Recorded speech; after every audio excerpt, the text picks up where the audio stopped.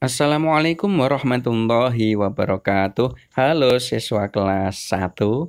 Bagaimana kabarnya hari ini?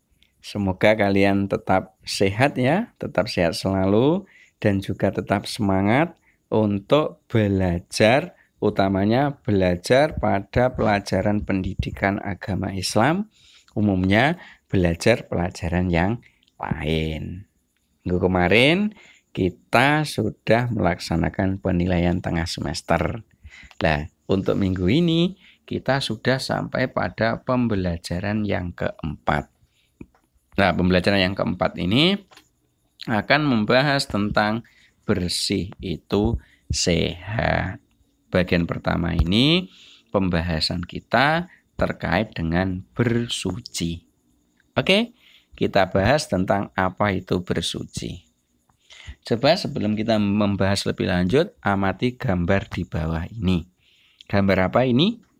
Ini adalah gambar seorang anak kecil yang sedang membasuh kakinya. Ya, mungkin ini sedang berwudu atau mungkin ini sedang menghilangkan kotoran yang ada di kaki. Ya. Tuh. Anak sedang wudu ternyata. Ya, anak sedang berwudu. Kemudian selanjutnya coba kita amati gambar lagi. Ini gambar apa? Wah, pasti semua tahu. Ini ada anak yang sedang mandi. Apakah betul ini anak sedang mandi? Iya, anak sedang mandi. Kemudian selanjutnya tentang bersuci. Ya, dari dua gambar di atas tadi itu contoh bersuci. Baik bersuci dari hadas, berarti anak wudu, gambar yang pertama tadi, atau bersuci dari najis. Bersuci dari najis yang kedua itu tadi. Anak mandi itu salah satunya untuk menghilangkan najis dan kotoran. Kemudian bersuci itu apa? Bersuci itu adalah menghilangkan kotoran. Itu disebut bersuci. Kemudian kita itu harus menjaga kebersihan. Yang dijaga kebersihan apa? Ya, kebersihan pakaian kita, kebersihan badan kita, kebersihan tempat sholat kita.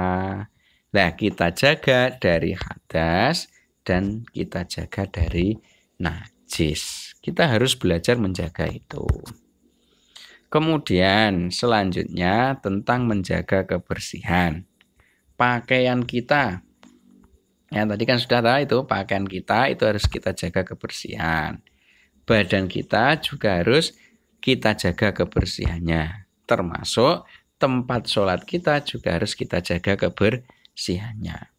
Cara menjaga kebersihan pakaian kita dengan cara apa kira-kira? Ada yang tahu? Iya. Cara menjaga kebersihan pakaian kita yaitu dengan dicuci menggunakan sabun.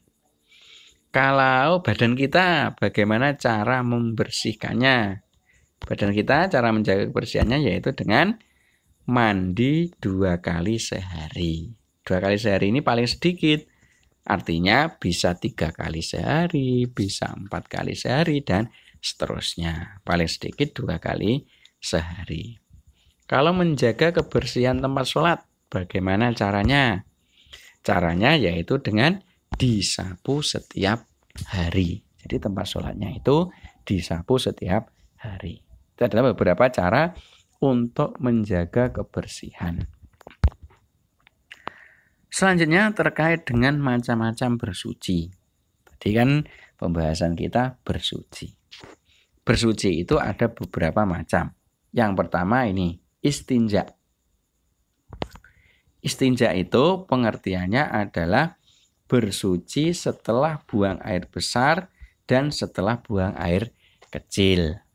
Jadi ketika kita sesudah buang air besar atau BAB dan setelah buang air kecil atau kencing itu kita harus istinja namanya, ya, atau cebok. Cebok itu istinja. Kemudian macam bersuci yang kedua yaitu mandi.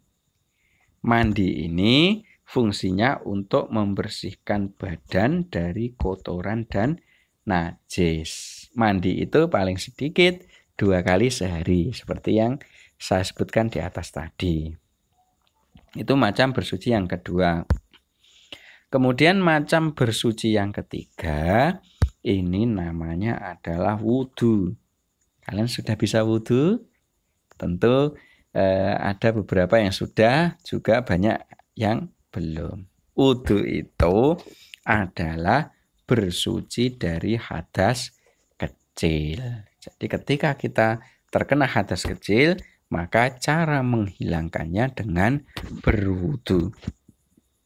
Kemudian macam bersuci yang keempat adalah tayamum. Tayamum itu artinya bersuci dengan menggunakan debu yang suci sebagai pengganti wudhu. Ya, jadi kalau mungkin kita tidak ada air untuk wudhunya, bisa diganti dengan menggunakan tayamum. Nah, istinja, kemudian mandi, wudhu, dan tayamum ini nanti akan dibahas pada pelajaran keempat ini. Nah, untuk kali ini kita akan membahas tentang istinja. Istinja tadi apa pengertiannya? Istinja itu adalah bersuci setelah buang air besar dan setelah buang air kecil. Alias istinja itu nama lainnya adalah cebok. Oke ya, kita lanjutkan. Buang air besar dan buang air kecil ini harus di kamar mandi atau di toilet atau di WC. Jadi istilahnya terserah, bisa kamar mandi, bisa toilet, bisa WC. Yang penting kita dalam buang air besar atau buang air kecil itu tidak di sembarang tempat. Harus di tempat yang tertutup. Ya, tempat yang tertutupnya tadi ya di kamar mandi, atau mungkin di toilet, atau mungkin di WC. Kita tidak boleh buang air besar dan buang air kecil itu di sembarang tempat. Contoh, di halaman. Ini sering mungkin ada yang pernah mengalami ketika pipis atau kencing itu tidak di kamar mandi, tapi kencingnya di halaman. Ya, mungkin ada.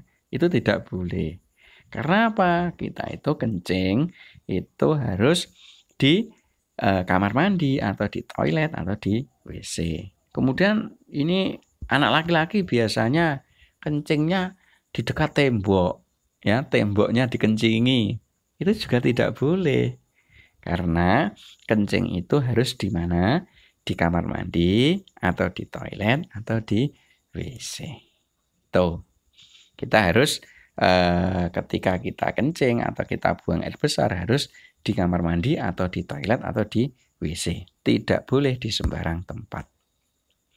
Kemudian selanjutnya yaitu ketika kita akan masuk kamar mandi, itu kita melangkah dan mendahulukan kaki kiri dulu.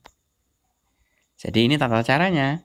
Jadi ketika kita akan masuk, kita melangkahnya itu didahului atau mendahulukan kaki kiri dulu. Kaki kiri melangkah dulu sambil berdoa. Nah, doanya ini dibaca sebelum masuk.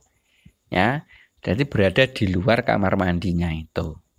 Bagaimana bunyi doanya? Nah, ini. Bunyi doa sebelum masuk WC itu adalah Allahumma inni a'udzubika minal khubuthi wal khoba'ith. Artinya apa?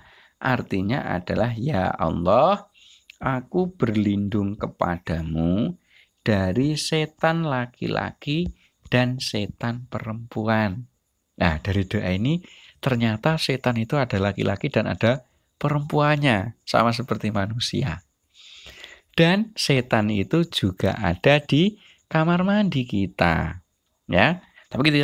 Tapi kita tidak perlu takut, ya. Makanya kita harus berdoa agar kita tidak diganggu oleh setan yang ada di kamar mandi. Maka dari itu, ketika kita akan masuk ke kamar mandi, kita harus berdoa. Ketika kita berdoa, maka nanti setannya akan lari. Ya, setannya tidak akan mengganggu kita. Tapi kalau kita tidak berdoa, ya kita nanti akan diganggu oleh setan. Kira-kira kalian mau apa tidak diganggu setan? Tentu tidak. Kalau tidak, berarti ketika akan masuk WC, kita harus berdoa.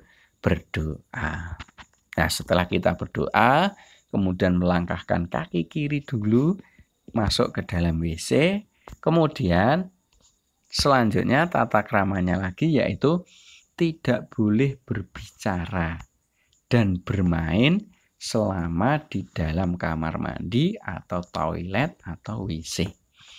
Jadi selama kita berada di kamar mandi itu tidak boleh berbicara, apalagi bermain. Ya, mungkin bermain air sampai airnya habis misalnya. Tidak boleh. Itu adalah etika atau tata krama ketika kita berada di kamar mandi. Ya, terus apa yang kita lakukan? Ya, kita di kamar mandi misalnya pipis atau kencing, ya kencing saja. Setelah selesai kita istinja, setelah istinja ya sudah langsung keluar dari kamar mandi. Jangan bermain-main, apalagi menyanyi, ya. Jangan menyanyi di kamar mandi. Tidak boleh. Selanjutnya, setelah kita berada di dalam kamar mandi, maka kita bersuci atau istinja itu tadi ketika kita sudah selesai buang air besar atau kita sudah selesai buang air kecil.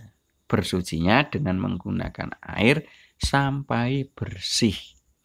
Jadi yang disucikan itu ketika kita buang air kecil misalnya kencing.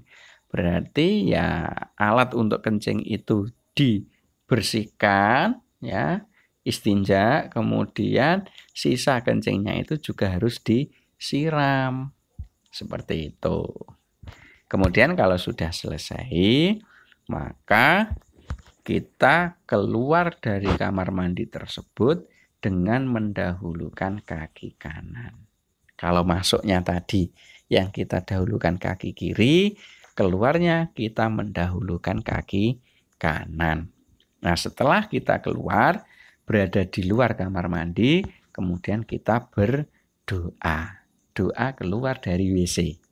Ada yang tahu doanya bagaimana? Oke, kalau belum tahu, ini adalah doa keluar dari WC. Bunyinya adalah Alhamdulillahilladzi adhaba 'anil adza wa'afani. Artinya apa? Artinya adalah segala puji bagi Allah, zat yang menghilangkan penyakit dariku dan telah membuatku sehat. Ini adalah bunyi doa setelah keluar dari WC.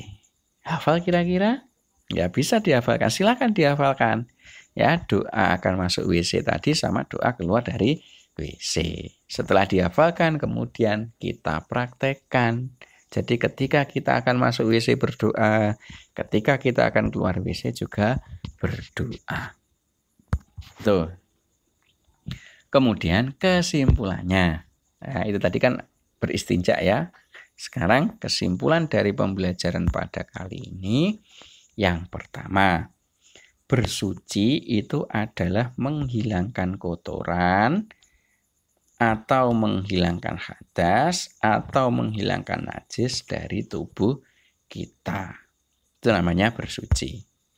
Kesimpulan yang kedua yaitu macam-macam bersuci. Ada yang namanya istinja yang baru kita bahas itu tadi, yaitu bersuci setelah buang air besar maupun buang air kecil. Yang kedua ada mandi. Mandi itu adalah membersihkan kotoran dari badan. Yang ketiga ada wudhu. Wudhu ini untuk menghilangkan hadas kecil. Kemudian yang keempat ada tayamum. Tayamum ini sebagai pengganti wudhu jika nanti ketika mau wudhu tidak ada air.